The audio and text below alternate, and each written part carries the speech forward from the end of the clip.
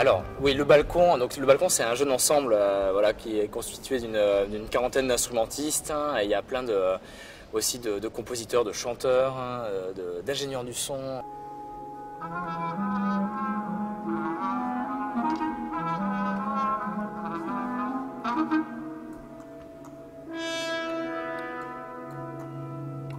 On a fondé ça à 6 quand on était encore au Conservatoire de Paris où on s'est tous rencontrés.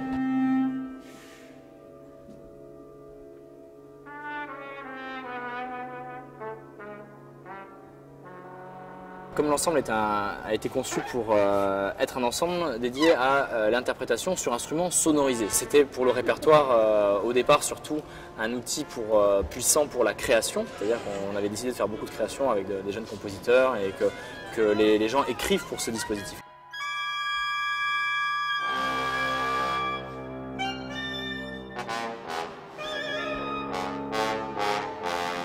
On essaye de faire passer la sonorisation franchement par-dessus le son acoustique. Ça c'est vraiment quelque chose qui qualifierait plutôt assez bien l'esthétique sonore de l'ensemble.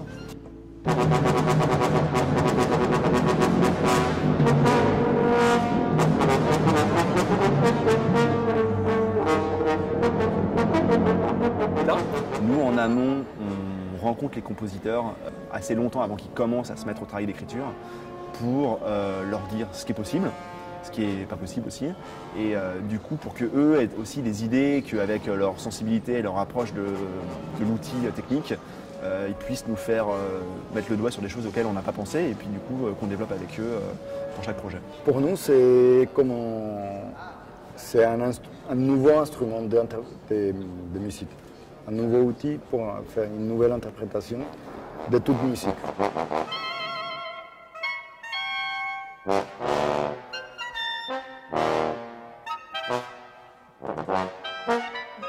Du coup, avec un dispositif comme ça permet de se déplacer dans un lieu public, dans un lieu de passage, quelque chose de très grand, et où, comme ici, dans une église, là où à l'église Saint-Méry, où on fait l'essentiel de notre programmation parisienne, qui est une église dans laquelle on pourrait rien jouer de tout ce qu'on joue en fait.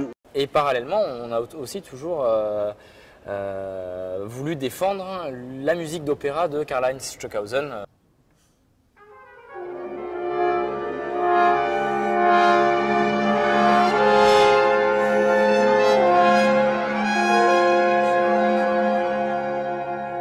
Stockhausen a écrit un grand cycle d'opéra qui s'appelle Licht, donc il y a 28 heures de musique, c'est divisé en 7 opéras, il y en a un pour chaque jour de la semaine.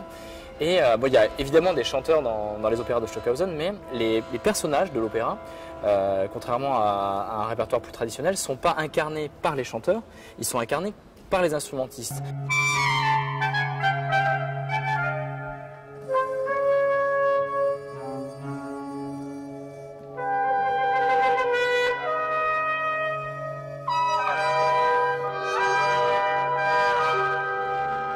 Donc ce qui est très fort, en tout cas pour moi, de cette musique-là, c'est que en étant une musique très ouvragée, très travaillée et très complexe, c'est une musique qui s'écoute très facilement, qui parle à plusieurs niveaux.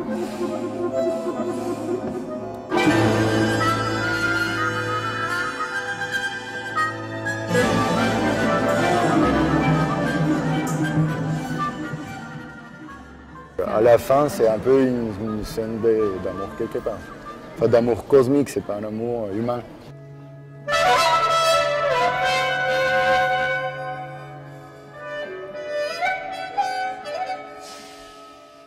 On adore cette musique et puis on la joue parce qu'on veut la jouer au plus de monde possible, quoi.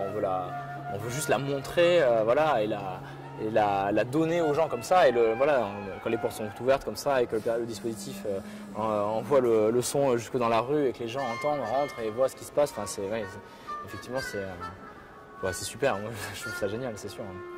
Alors on a plein de projets très très fous, vraiment beaucoup.